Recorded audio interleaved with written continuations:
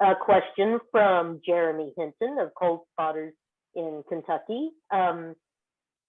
He heard and believed that Bigfoot bury their dead like Native Americans do. Nick, what are your thoughts on that? Fact or fiction? Well, I've actually got a big interest in the whole Bigfoot phenomenon and written a couple of books on the subject and been on various expeditions over the years. And there's a lot of weird stuff in relation to Bigfoot. I mean, a lot of people in the field of cryptozoology, which is kind of like a lofty title for what I just like to call monster hunters. I'd rather be called a monster hunter than a cryptozoologist. You know? Yes. But, I just like, why don't you call it what it is, dude? You know, that's what we do. You know. Gotta be PC, apparently. Yeah. But, yeah, I don't either, but. But anyway, yeah, I mean, there's a lot of weird stuff about the Bigfoot phenomenon where people claim to have seen these creatures in front of them and they've sort of vanished in a flash of an eye. You know, people have been driving down the street late at night and, you know, again, it sort of literally disappears in front of them. A lot of reports of strange lights in the sky seen at the same location at time that Bigfoot has been seen.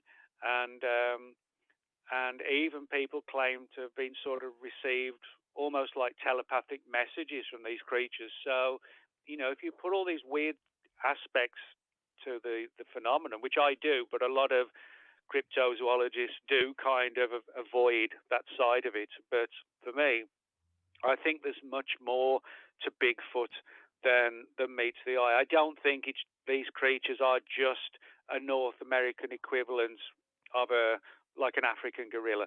I don't think that's what they are. I think there's something paranormal connected to them. But and that may explain in relation to the question. Was it Jeremy? Yes. Yes, yeah, it was. Yeah, I think. Yeah, I mean, Jeremy's question's an important one because you know these creatures are like 7 to 8 feet tall, and we can't find one of them. You know, there's something wrong somewhere, and that may relate to the idea of burying the bodies, but also some researchers think they could sort of flit in and out of our reality in what the concept of what are known as wormholes. You know, the idea that these things are not sort of just animals. Well, I shouldn't really say just animals. You know, animals are highly intelligent as well. But what I mean is that they may be highly advanced, even more than us, and maybe the reason why they're so elusive, and we never catch one ever. And we should do, considering the amount of people in the US, and these things are like 8 feet tall. We should have at least one. The fact that we don't tells us that either bodies, like Jeremy said, could be buried, which isn't impossible. But I also think there could be something, the idea of these creatures, based on some of the stories of these things zipping in and out of our reality to a very different reality, if you like. Interdimensional travelers. So this brings up the question then, if it seems that Bigfoot does have these abilities, it makes me think they're actually aliens. So why wouldn't the monster hunters be applying some, ufology type, let's find the little green men stuff to looking for Bigfoot? But they are. Well, I mean, I just watched the shows on this stuff, and I just see them making, the gorilla sounds, the hollers, and picking up some scat on the, but wouldn't there be some sort of energy imprint that's different around a Bigfoot then if it has abilities like that? Well, I mean, it's difficult to say because, we've never sort of caught one of these things. We've got pictures, we've got footage, and that's really, and we've got testimony, which is all important. But on the other hand, I mean, like I said, I mean, there's like roughly, I think, around about 330 million people in the US, something like Mm-hmm. that. And if Bigfoot was like the size of a mouse, I can understand why we would never find Mm-hmm. them. If they were able to hide in the woods. But we're talking about them being seen in every state apart from Hawaii, all over the place. Um, but we can't find them, we can't catch them. They have this odd, weird ability to elude us and be gone in a moment. What are the chances of any other animal at a height of 7 to 8 feet tall, all across the country, never get hit by cars or a truck, never die at the edge of the road or in the woods and get found? No other animals, most people don't see like a mountain lion right in front of them ever. Most people don't. Most people don't see like a black jaguar or whatever, or a grizzly bear, but people do. And they do sometimes, unfortunately, get hit by vehicles or get shot by hunters. But that doesn't happen with Bigfoot. Bigfoot eludes us every time, on every occasion.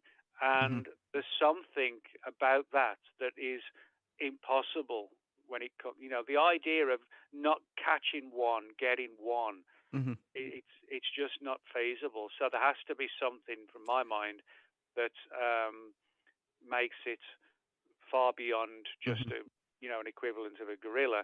However, for whatever reason, a lot of cryptozoologists don't like to import the sort of paranormal into it. I don't understand why they have an issue with it. I mean, I just want to know the answers. I don't care if they are just unknown apes or they're something paranormal or something extraterrestrial. I just want to know.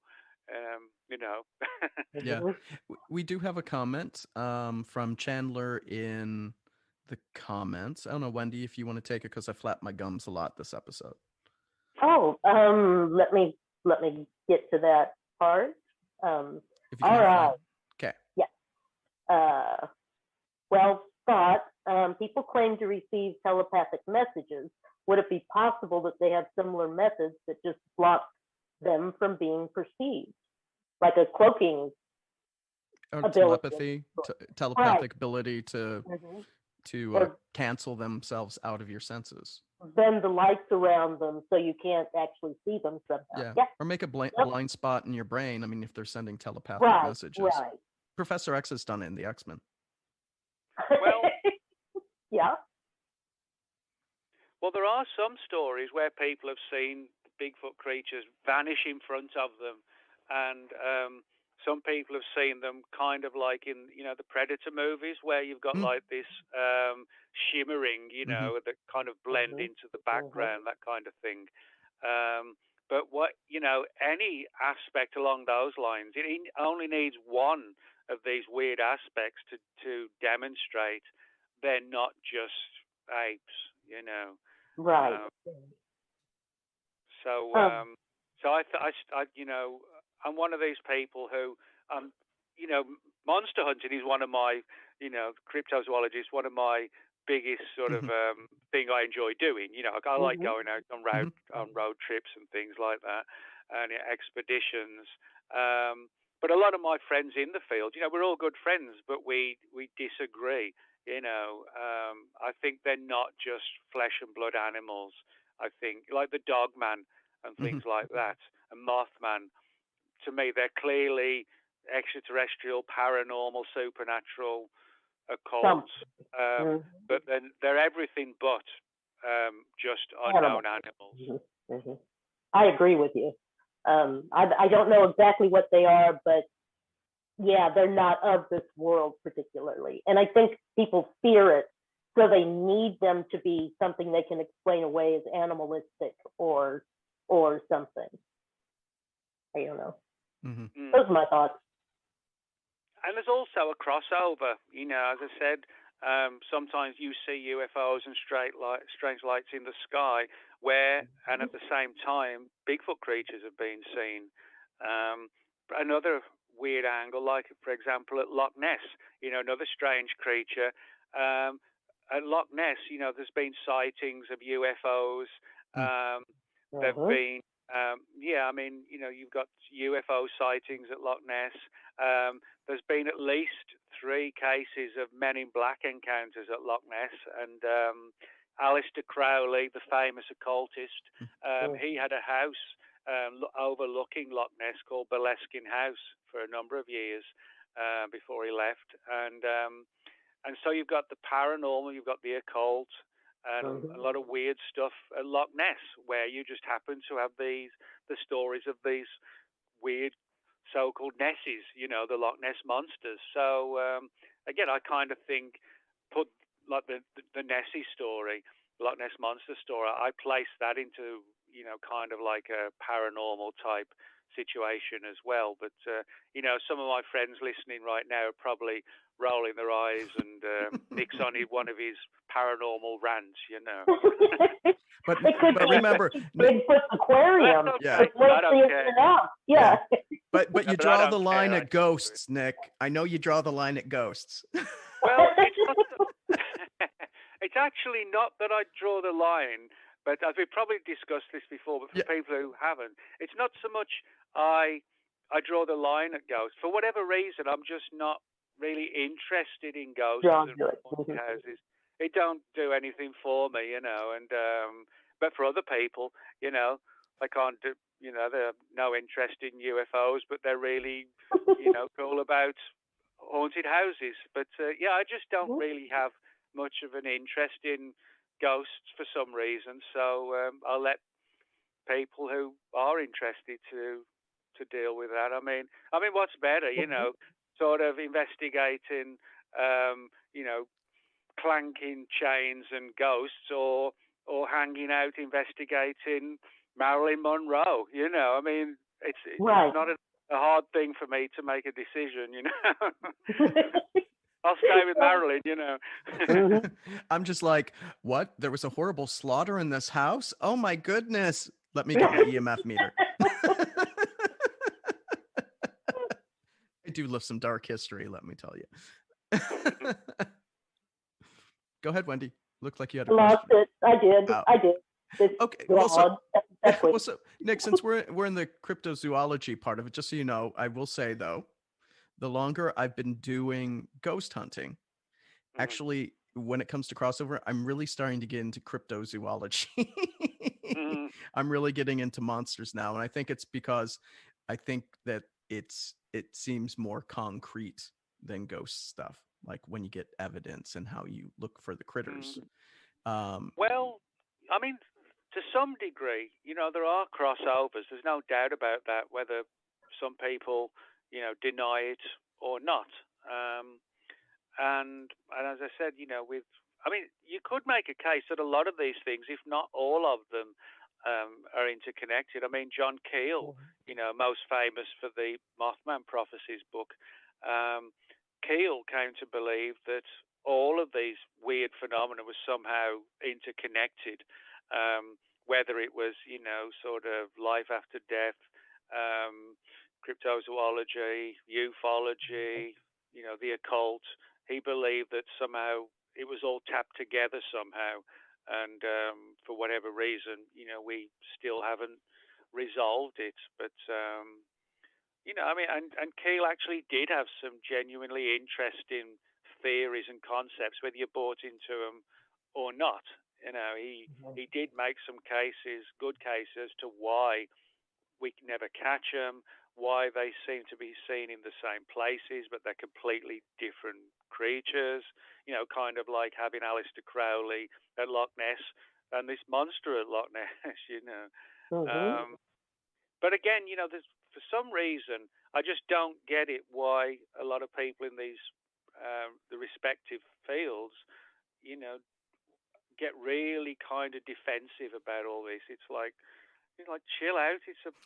All we talk about is a monster. We're not talking about, worrying about World War III or whatever. I mean, right. Theories. We're talking theories, basically. Yeah, there's nothing wrong with that. Nothing at all. But yeah, I mean, I think most people do find, though, when you get into this, you think you get into it maybe with UFOs, and then you kind of expand into this and then into that, and before you know it, you realize that you are caught in kind of like a situation which is combined of multiple different mysteries. But like I said, I've never understood the vehemence of sort of people saying that Bigfoot just has to be an ape. Well, no, it doesn't actually. It could be anything. Exactly. We barely scratch the surface, really. Yeah. Until we get one, or at least some DNA. Well, if they have DNA, right? Well, that's the thing. But we should have it by now. I know. Yeah. Yeah. I mean, with all the sightings, the areas, you'd think you'd get a tuft of fur caught on a twig. The most important thing of all, the fact they're like 8 feet towering monsters. Why don't we got them? I mean, they're not sneaking up on you.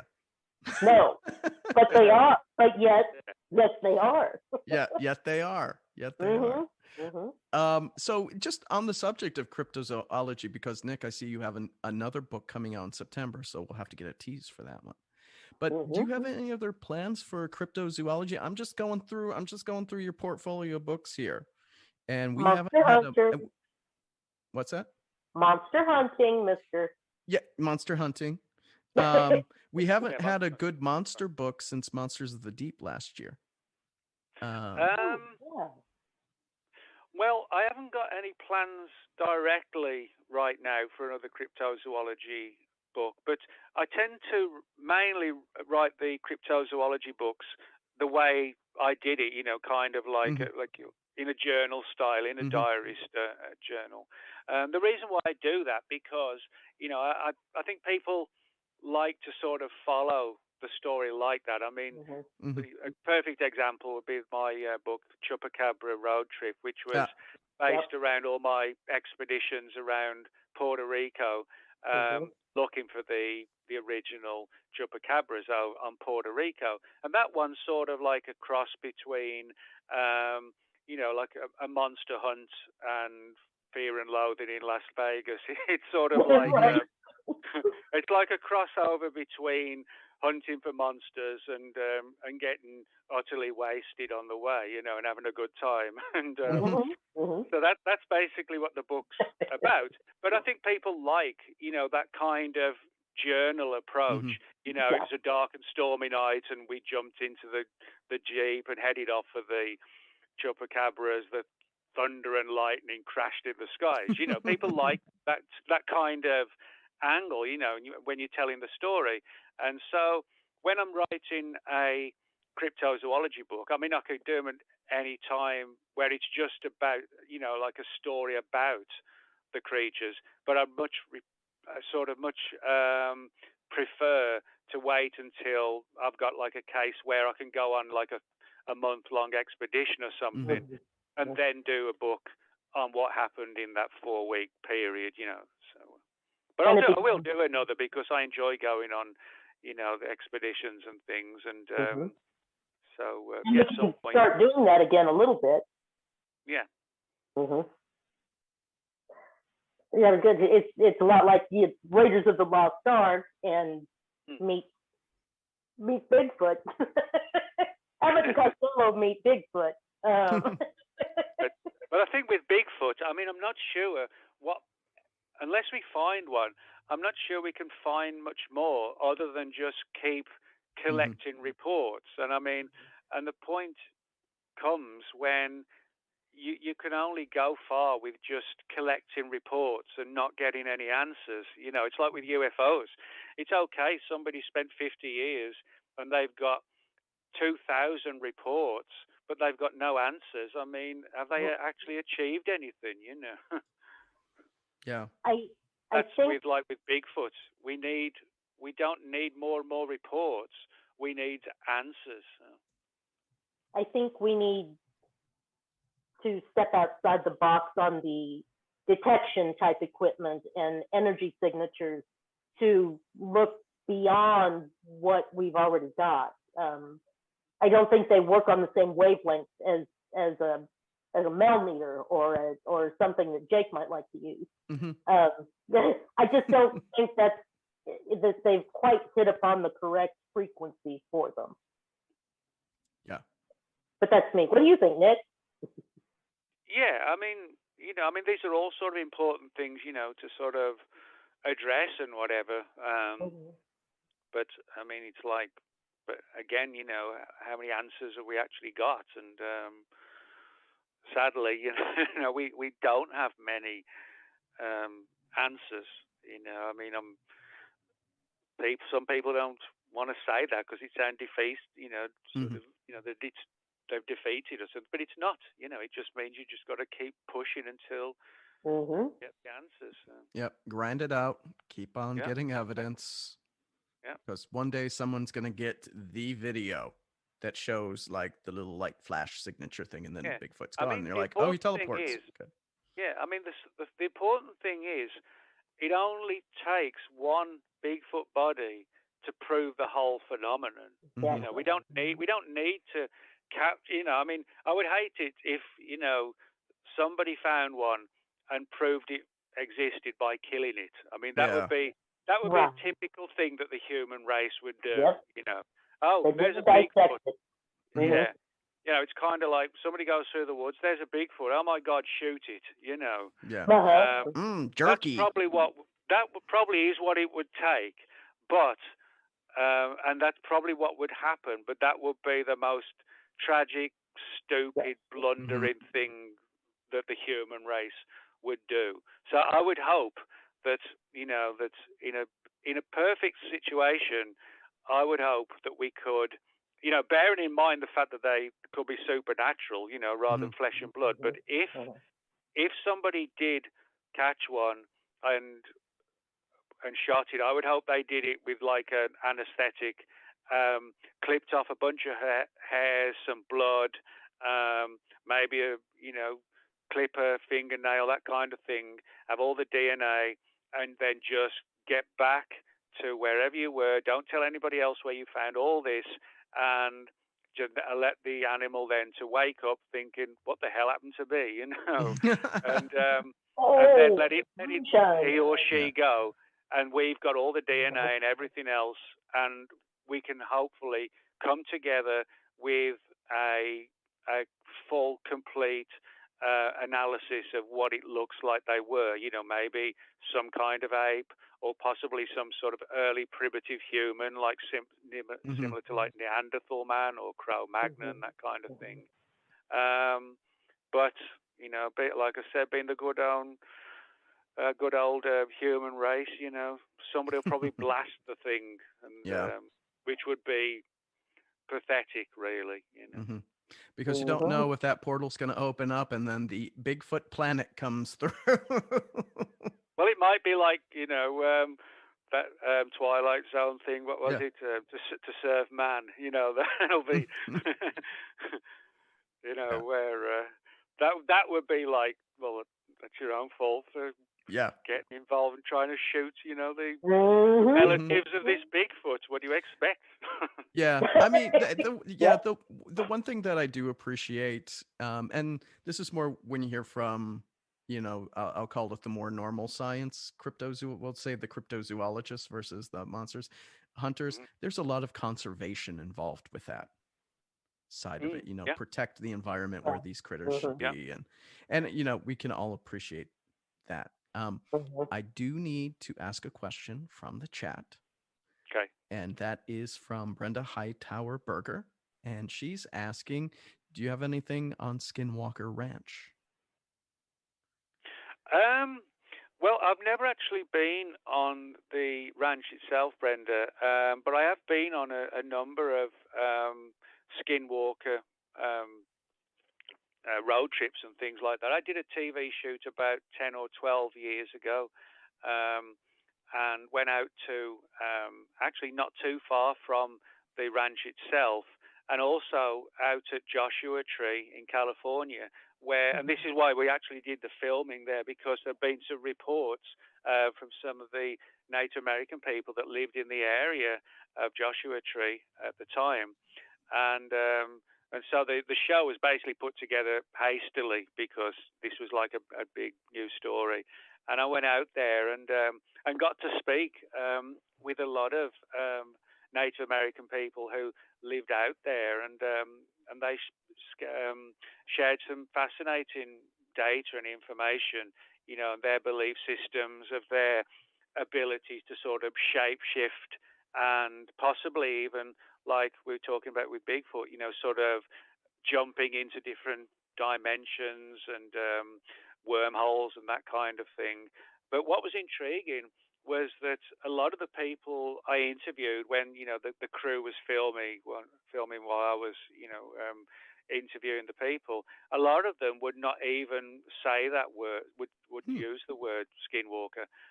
They felt just by saying it was dangerous, and I guess more than any other, that was the one creature that all the case I've looked into, that the people who'd seen them were really fearful, in a state of fear. Right. A lot of people with Bigfoot, they were, they were scared or, amazed. But with the skinwalkers, it's always been a state of like complete terror and fear, and also kind of like a sense of like an evilness, sort of almost kind of, sort of sweating out of the creature, and you could just feel the terror kind of thing. So that's probably the closest. But a good friend of mine, Erica Lukes, I see quite often. Erica has done a lot of research into the whole Skinwalker Ranch as well. And places like the Skinwalker Ranch, actually, you can find them all around the world. They, people kind of give them different names, sort of hot spots, things like that. And all around the world, you can find places where there'll be like a cluster of different mysteries, as if there really are sort of portals dotted around different parts of the world. The Skinwalker Ranch is one. Where I grew up in central England, a large area of forest called the Cannock Chase, that had and still has a lot of weird, multiple different types of mysteries, all in that same area. So, those kind of hotspots, supernatural hotspots, are everywhere. And but yeah, the Skinwalker Ranch story or the events, is one of the biggest ones, I would say. Thank you for that. So, Wendy, do you have a question? I had an addendum to Brenda's. There was a huge storm up here in Kansas City, a little bit north of it on Friday night, and Brenda's nephew, I believe it is, filmed and witnessed what was vaguely like the Elon Musk satellite deal, except they were chasing a storm, and their movements were out of sync with anything that the Musk satellites had been said or recorded doing before. That was and it's Excelsior Springs, Missouri. I saw the video of the few lights that the guy was able to take, and it was weird. It was a weird happening, but I know she'd want me to mention that, so I did. Cool. Yeah, they were moving in right angles and going in different lines of threes and things, and then after just a short distance, they just kind of poofed out of existence. Wow. Yeah. So either the nephew was heavily into the moonshine that night, or but apparently this happens up in this area quite often. So it's okay.